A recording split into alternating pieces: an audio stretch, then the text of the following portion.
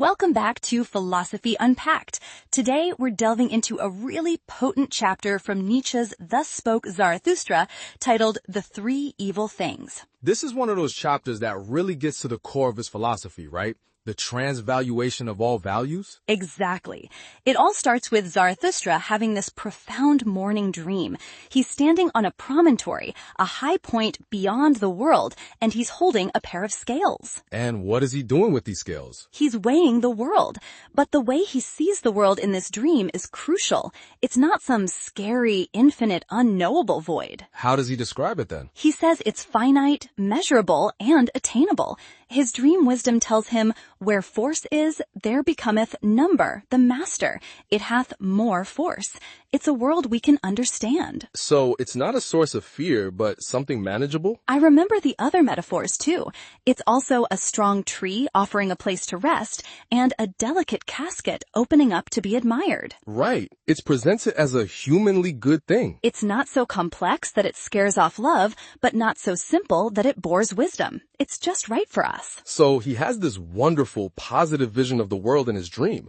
What does that inspire him to do when he wakes up? He decides to copy his dream's method. He wants to take his scales and weigh the three things that have been considered the worst things in the world. He's going to weigh them humanly well, as he puts it. So what are these three supposedly evil things? They are the big three of traditional moral condemnation: voluptuousness, which we can think of as pleasure or lust, the passion for power or ambition, and selfishness. Okay, a trifecta of classic sins. Let's start with the first one, voluptuousness. Nietzsche immediately presents a duality. To the despisers of the body, those who preach asceticism, it's a sting, a stake, a curse. And for the rabble, or the common masses, he says it's a slow fire at which it is burnt. So it's destructive for them? Yes, for the undisciplined, it's a consuming force.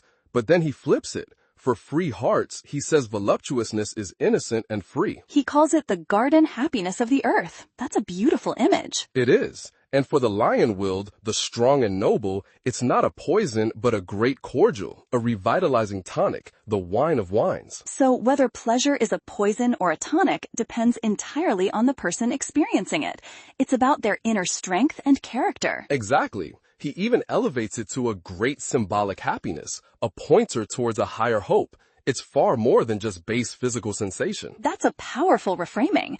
How does he tackle the second one, the passion for power? That sounds much harder to defend. He starts by acknowledging its dark side. He calls it a glowing scourge, a cruel torture, and an earthquake which breaketh all that is rotten and hollow. It's a destructive force then. He says it can make a man lower than the serpent and the swine. It can. It can lead to this great contempt, where it forces cities, empires, and even individuals to confront their own hollowness and cry out, "Away with me." A brutal but purifying process. But like with pleasure, I'm guessing there's another side to it. There is. He asks, what if it's not a passion to grab power, but a longing from on high to stoop for power? It's not sickness, he says. It's the mountain wanting to come to the valley. So it's not about taking, but about giving, the strong descending to share their strength. Precisely. He struggles to name this urge, finally calling it bestowing virtue. It's the drive of the abundant to give of themselves. That's a complete reversal.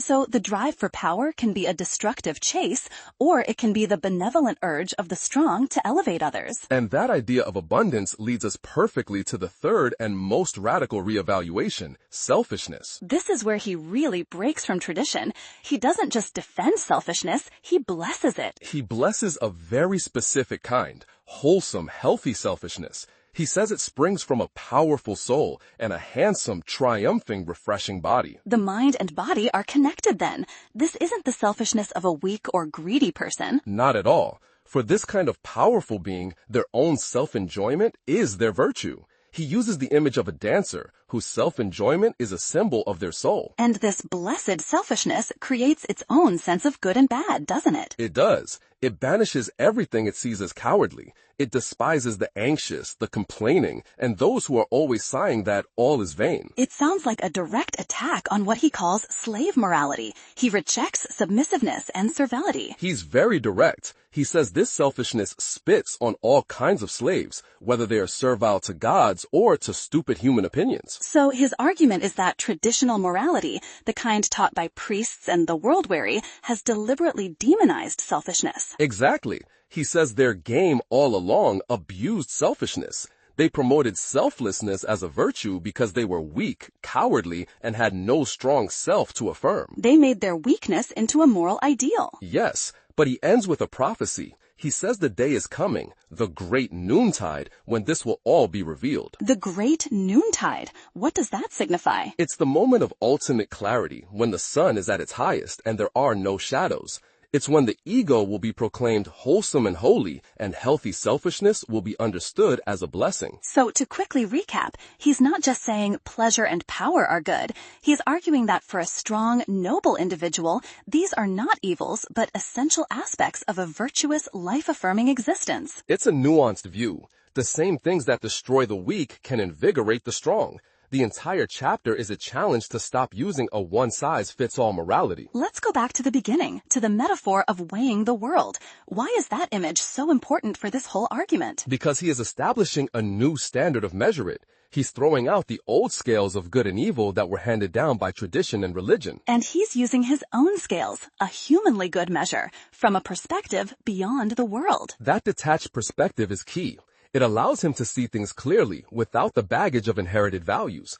It's tied to his view of the world as finite and understandable. If the world can be understood, then we can define our own values within it, rather than having them imposed from some other world. Exactly. He talks about his laughing, wide-awake day wisdom that mocks infinite worlds. His philosophy is grounded in this life, in reality. Which explains the gentle, tangible imagery for the world, the apple, the tree.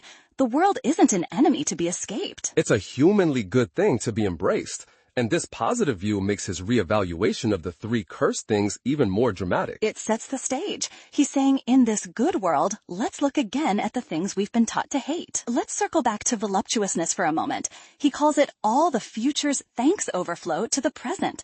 What an incredible phrase. What do you think he means by that? How does the future thank the present? I think he means that by fully and joyfully embracing the present moment, we are creating the foundation for a strong and vital future.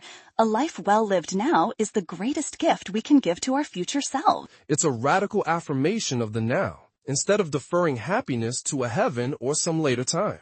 Absolutely. But he also puts up a warning. He says, I will have hedges around my thoughts, lest swine and libertine should break into my gardens. He knows his ideas could be misinterpreted. He's not just advocating for a free-for-all. Right. He's trying to protect his very specific, high-minded concept of pleasure from being twisted into a simple excuse for debauchery. That makes sense. Now, with the passion for power, you mentioned it's like an earthquake for whited sepulchres. It exposes hypocrisy. Yes, it's a force of creative destruction. It's a flashing interrogative sign that questions premature answers and hollow traditions.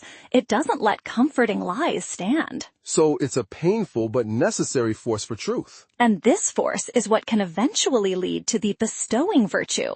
The power that breaks things down is the same power that, when refined, can build things up and give of itself. It's a transformation of that raw energy, from a destructive force to a creative one. And that transformation is only possible for the kind of person he describes when discussing selfishness, the one with the powerful soul. The one whose self-enjoyment is their virtue. Let's talk about the dancer image again. The dancer whose symbol and epitome is the self-enjoying soul. Why a dancer? A dancer represents the perfect synthesis of strength and grace, discipline and freedom. The dancer's movement is a joyful expression of their own being and power. It's self-enjoyment made visible. And this self-enjoying soul despises the all-too-patient one, the all-endurer. He calls this the mode of slaves. Yes, for him, swallowing insults and enduring everything isn't virtue.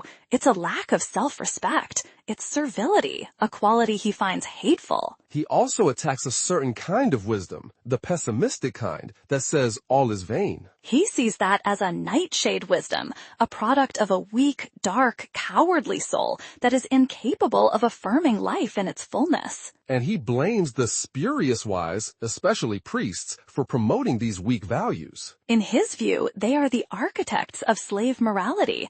They inverted the natural, noble values, strength, power, pride, and made them sins. And they praised their own condition, meekness, humility, selflessness, as the highest virtue. Exactly. He says they wished themselves to be selfless with good reason, because they had no strong, healthy self to begin with. It's a devastating psychological critique of traditional morality. It is, but he doesn't leave it there. He predicts a change, a sword of judgment. This is where the great noontide comes in. The moment of revelation. And of revolution in values.